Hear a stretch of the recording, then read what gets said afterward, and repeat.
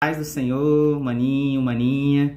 Mais uma vez eu tô aqui para fazer o meu segundo vídeo de uma série de 21 vídeos. Para você que não me conhece, eu me chamo Diego Campos. Mais uma vez eu tô aqui. Amém? Vamos lá, o título desse vídeo é Deus nunca me usaria. Esse é o título da nossa mensagem de hoje. Vamos ler, pega a sua Bíblia.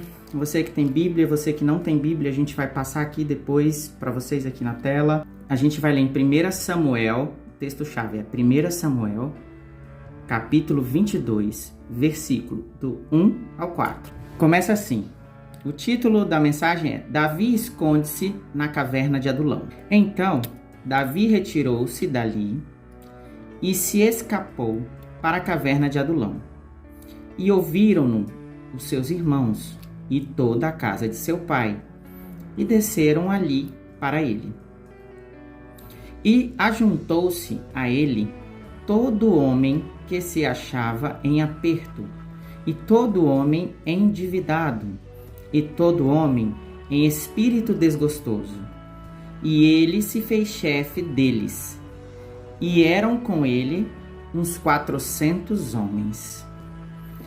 E foi-se Davi dali para Mispa dos Moabitas, e disse ao rei Moabita: Deixa estar meu pai e minha mãe convosco, até que eu saiba o que Deus há de fazer de mim. E trouxe-os perante o rei dos Moabitas, e ficaram com ele todos os dias em que Davi esteve no lugar forte. Olha que interessante, né? Olha como Deus quer falar conosco. Para quem não sabe, esse Davi que a gente está tratando é aquele Davi que matou Golias. E na época que ele matou Golias, o rei vigente era Saul. Então Davi ganhou muito prestígio entre o povo de Israel por ter derrotado Golias. Mas antes de Davi derrotar Golias, Davi havia recebido uma profecia de um profeta chamado Samuel. Samuel recebeu uma profecia e se dirigiu à casa de Jessé. E quando chegou na casa de Jessé, ele disse a Jessé, o pai de Davi, que um dos filhos dele seria ungido rei de Israel. E imediatamente Jessé apresentou todos os seus filhos, inclusive os mais virtuosos, os mais bonitos, os mais fortes, todos. E Samuel disse, olha, eu não sinto que é de Deus, não é nenhum desses. Você tem mais algum filho? Sim, eu tenho um filho, ele está no campo, é um pastor de ovelhas, ele é o mais fraquinho, ele é o menor de todos, ele é o mais feio. Acho que não é ele, acho que você pode estar enganado. E o profeta disse, traga-o aqui. Então os irmãos já enciumados de Davi foram e trouxeram Davi até a presença do profeta Samuel. E ao ver Davi, o profeta Samuel teve a certeza de que ele sim era quem deveria ser ungido rei de Israel. E ali ele já foi ungido rei de Israel, profeticamente, né? Na sequência, houve a luta com Golias e Davi logrou êxito, né? Davi venceu a luta, obedecendo ao Senhor, ouvindo a voz do Senhor.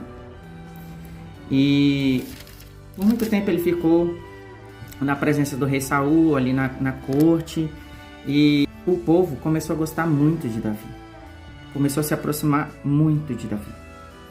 E o rei Saul começou a ter a mesma sensação que os irmãos de Davi.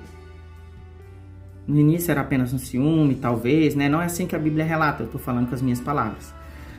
Pode ser que ele ficou um pouco ciumado, depois esse ciúme foi aumentando, depois ele foi vendo algumas situações, isso foi crescendo. Enfim, a ponto do rei Saul começar a perseguir Davi. Davi era muito amigo de Jonatas, filho do rei Saul. E uma vez, Jonatas, conversando com seu pai, a Bíblia diz que, conversando com seu pai, Saul disse a Jonatas, olha, eu pretendo matar Davi. Davi pode usurpar o meu trono.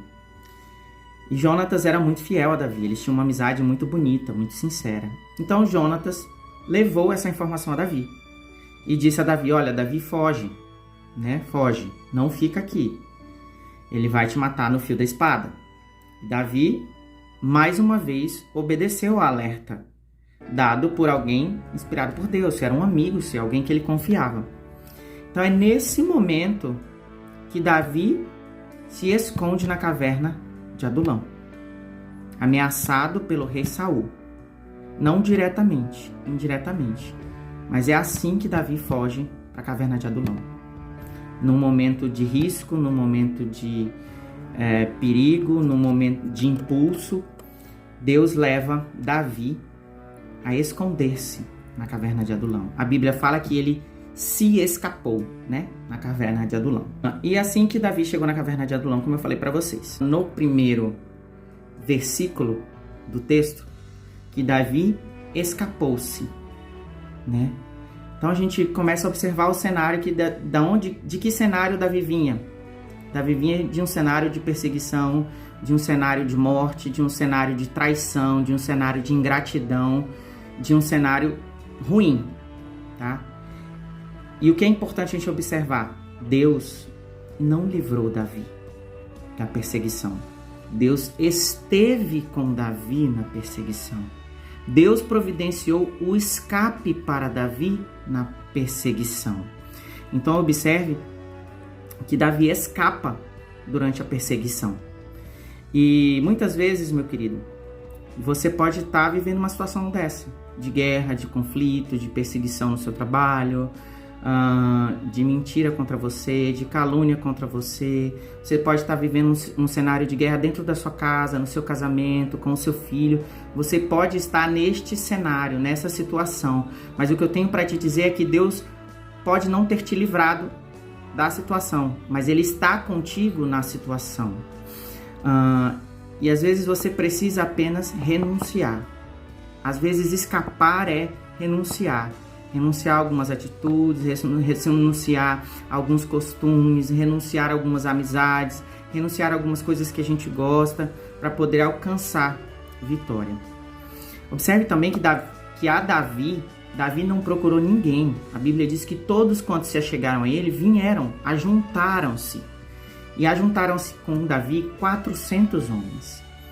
Então, mesmo no meio da guerra, mesmo fugindo, mesmo escapando, Deus deu escape. Além de Deus dar o escape, Deus não deixou Davi sozinho. Deus mandou 400 homens para estar com Davi. A grande observação que a gente faz nesse momento é que não eram 400 homens perfeitos, santos, puros, obedientes a Deus, os melhores guerreiros. Não. A Bíblia diz que foram os homens que sofriam de algum aperto, que estavam apertados por alguma coisa, seja doença, seja ameaça, seja perseguição também. Eram homens endividados, eram homens com espírito desgostoso. Então imagina que no meio disso tinha homem doente, tinha homem fugido, tinha bandido, tinha pessoa com ansiedade, tinha pessoa com depressão. Foram esses homens que Deus entregou a Davi. Mas Davi, mesmo neste cenário, não se esquivou de proteger a sua família. A Bíblia fala no versículo 3 que ele imediatamente procurou também um escape para os seus pais, uma proteção para os seus pais. E ele conseguiu isso.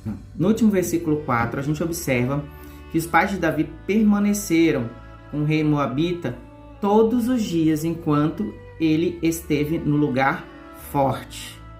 A Bíblia chama uma caverna de lugar forte. Irmão, vamos pensar. A caverna geralmente só tem uma entrada, né? Imagina se isso pode ser um lugar forte. Só tem uma entrada, meu irmão. Se eles sofressem uma emboscada de Saul, não tinha para onde sair. Saul tinha um exército 3 vezes maior do que o de Davi e treinado. Davi tinha o que nas mãos, meu irmão?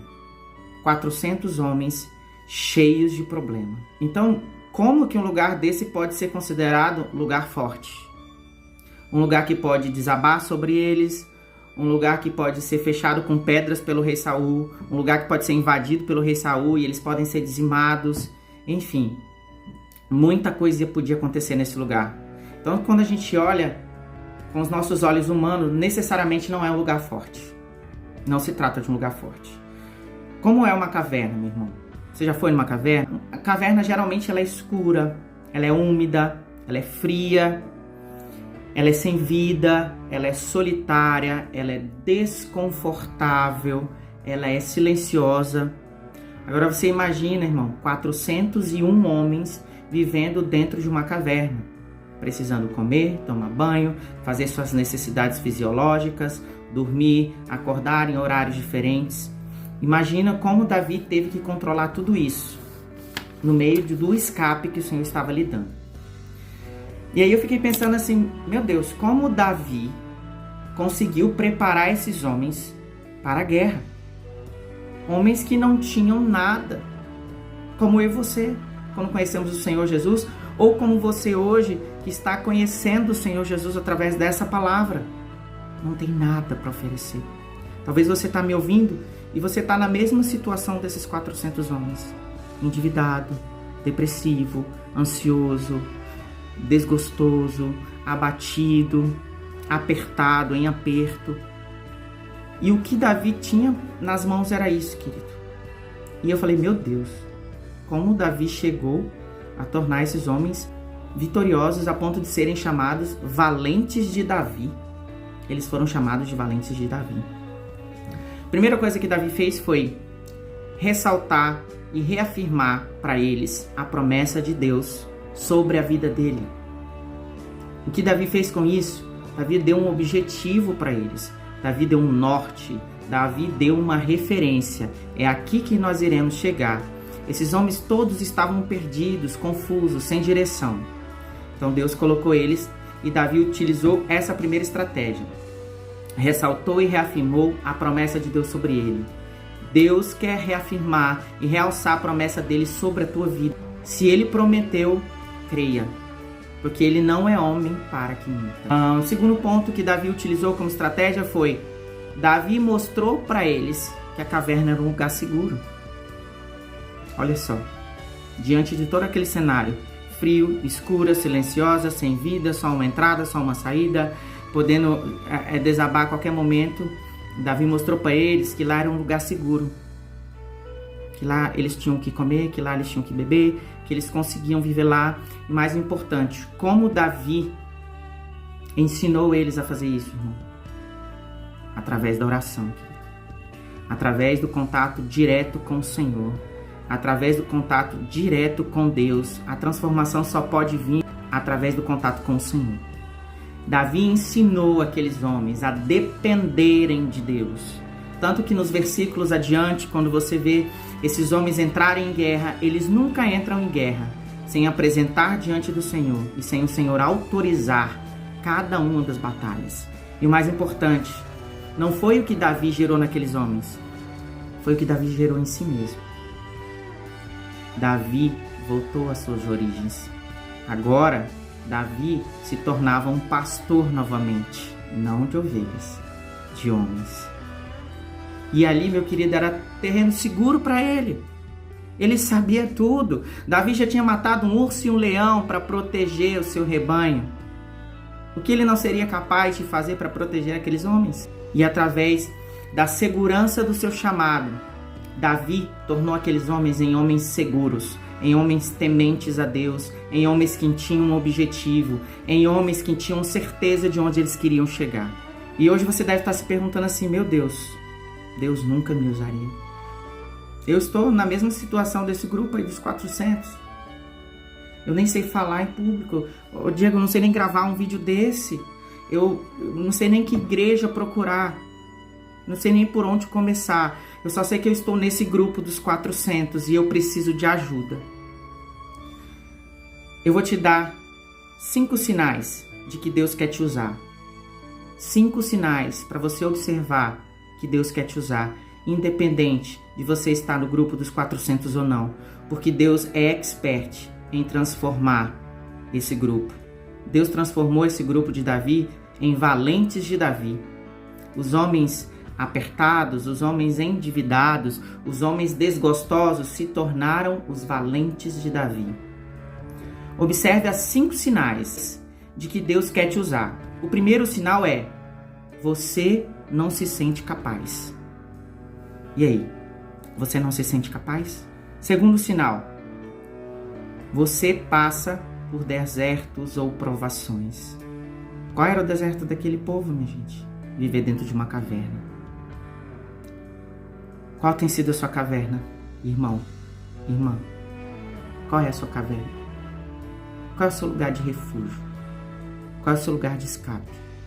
Qual é o seu deserto? Qual é a provação que você está passando? Deus pode mudar a sua história. Observe se esse é o segundo sinal. Se você está passando provação ou deserto. Terceiro sinal. Deus despertará um desejo no seu coração. Talvez Deus possa despertar esse desejo a partir deste vídeo. Mas Deus despertará um desejo no seu coração. 4. Deus falará com você em sonhos, visões, profecias e conselhos. Deus falará com você em visões, em sonhos, profecias e conselhos. Quinto sinal de que Deus quer te usar. Deus te dará um mentor. Como deu Davi a esses homens. Consegue entender agora por que Davi foi para a caverna? Porque Deus simplesmente não livrou Davi? Porque Deus esteve com Davi no momento da caverna de Adulão? Porque ali existiam 400 vidas que precisavam ser resgatadas. Talvez Deus não te livre dessa situação. Talvez você nem acredite que Deus possa te usar, porque um dia eu também não acreditei, meu querido. Eu me achava tão errado, tão sujo, tão pecador. E Deus me usou, continua me usando e está me usando. O quinto sinal, Deus lhe dará um mentor, um pastor, um líder, alguém que fará de você um valente. Alguém que te ensinará o temor do Senhor. Alguém que te ensinará o hábito, o costume de orar, de ler a Bíblia. Alguém que vai reafirmar e realçar as promessas de Deus sobre a sua vida. E com certeza, meu irmão, Deus quer te usar. Deus quer te usar. Observe os 5 sinais. Amém? Deus abençoe, fique com Deus e até o próximo vídeo.